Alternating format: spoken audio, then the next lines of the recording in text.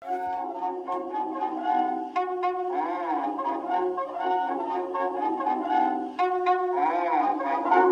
say, excuse me for wearing these goggles. You see, I just got off a motor car and I forgot to take them off. Oh, say, I must tell you about it. You see, there was a special sale of motor cars one day. I went to the sale and got a great bargain. I got a $5,000 car for $4,999.87.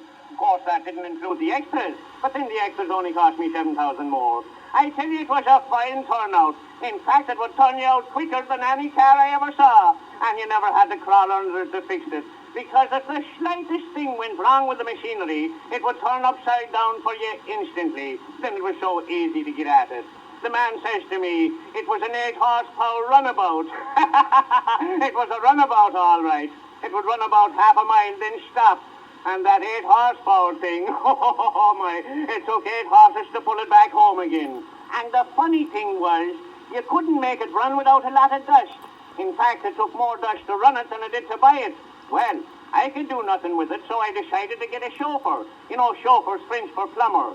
I call him a chauffeur because he gives people such a little show for their lives. Well, sir, my chauffeur was a wonder.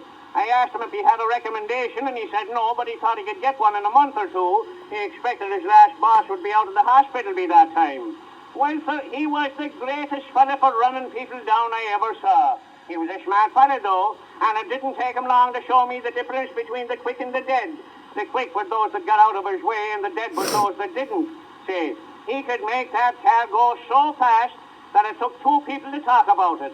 One to say, here she comes, and the other, there she goes. Well, I took a chance and went out with him this afternoon, and we certainly had a fine ride. The fine was $50. I thanked the judge, paid me fine, discharged the chauffeur, sold the car, got on a trolley, and here I am. And now then, Professor, if you give me a little gasoline, I'd touch a match to it.